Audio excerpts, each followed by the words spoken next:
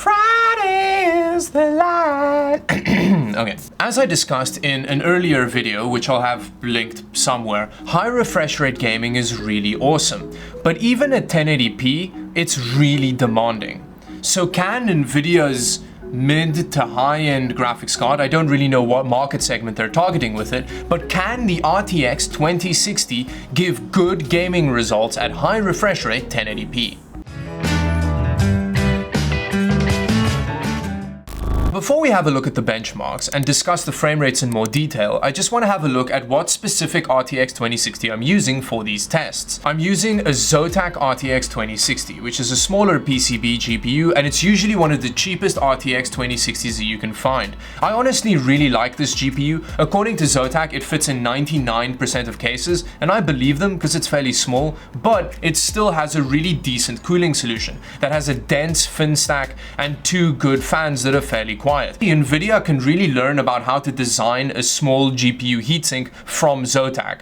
It comes with a kind of wraparound backplate, which is quite nice, but it does artificially increase the size of the graphics card, and it also extends around the 8-pin PCI Express power cable, and that makes it difficult to plug it in and out. But honestly, if you're using this graphics card in your gaming PC, how regularly do you unplug it anyway? So it's not that big of an issue. Now, I do know that the Asus card that I compared it to earlier is a smaller GPU, but it's not smaller by much. The Asus did have a lot of space in that shroud to make a better cooling solution for their graphics card. Now, when looking at the actual temperatures of this graphics card under load, while running Firmock for about an hour, I got a temperature of 66 degrees Celsius, which is really good, especially considering the fact that I was testing the graphics card in an NZXT H500, which isn't the best airflow case ever. It's not horrendous, but it's not great. And then when gaming, you'd get about 60 degrees Celsius, which I think is really good. Now, according to Zotac, the boost clock on this graphics card is 1680 megahertz. I was getting closer to 1900 megahertz. Well, in fact, I was getting 1900 megahertz, which is really good. And there is still some headroom left for overclocking. And I could get to just over 2000 megahertz stable and 7600 megahertz on the RAM. So it's not the best overclocker, but it's kind of in line with the other RTX 2060 variants. Now, in regards to the rest of the test setup, for the CPU, I was using an Intel i5 7600K overclocked to 4.8 GHz, which is the best gaming CPU that I have available. Honestly, it was a little bit of a bottleneck here and there. You could occasionally see the CPU usage hit 100%, but it didn't fly to 100% and stay pegged there. So it wasn't a massive bottleneck, but you could get slightly better results than I have if you have a better gaming CPU, something like an 8700K or, you know, any other better gaming CPU. I don't know why I specifically mentioned the 8700K there. Then as far as RAM goes, I used 16 gigs of DDR4, overclocked to 2666 megahertz, and then all of the tests were run in an NZXT H500, as I mentioned earlier, but this isn't massively relevant because there wasn't any thermal throttling happening.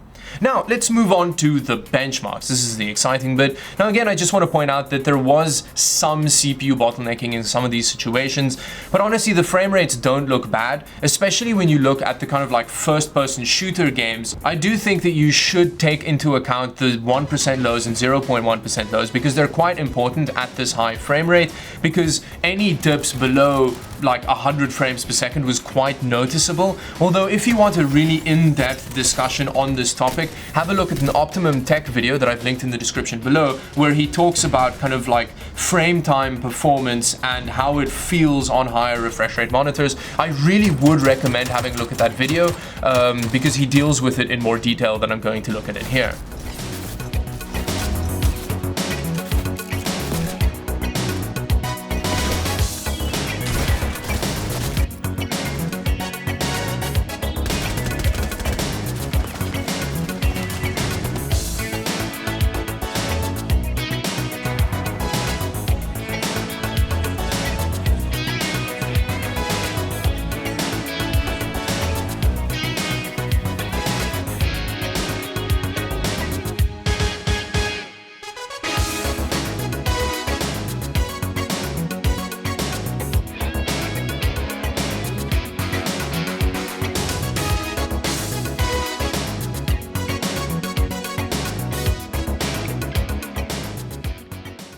And now let's look at a better representation of performance while gaming, which is a frame time graph. Now this is a frame time graph of me just kind of doing a basic run in Apex Legends, and honestly it looks really good. There's very small variations. That first bump that you see in the beginning was just when I started the recording, so that usually has a bit of an effect. It does suck that you don't get 144 frames per second, and unfortunately you're going to have to spend a lot more on both a graphics card and a CPU to get that kind of frame rate consistently.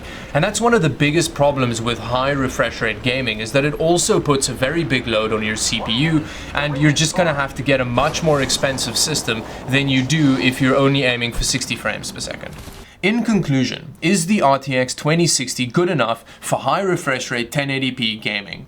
I'd say it is. You're not going to be playing games like Metro Exodus at 144 frames per second. I don't even think an RTX 2080 Ti can do that at 1080p. Fast-paced multiplayer shooters like Apex Legends, PUBG, Fortnite, even CSGO, which performs really well on everything, but those games where the high refresh rate really matters, the graphics card gets close enough. It doesn't give you like perfect world 144 frames per second average with a 0.1 low of like 140 frames per second, but it is good enough for you to get a really good gaming experience. I still think that the RTX 2060 is too expensive. If they brought the price down to closer to $280, I think it would be more worth it. But I don't want to talk too much about the state of the graphics card market at the moment, because it's going to veer a bit off topic, especially considering that up and coming cluster in this market segment, where there's just going to be way too many options and no one's going to know what to buy. It's really crazy. I'm going to do a separate video on that actually,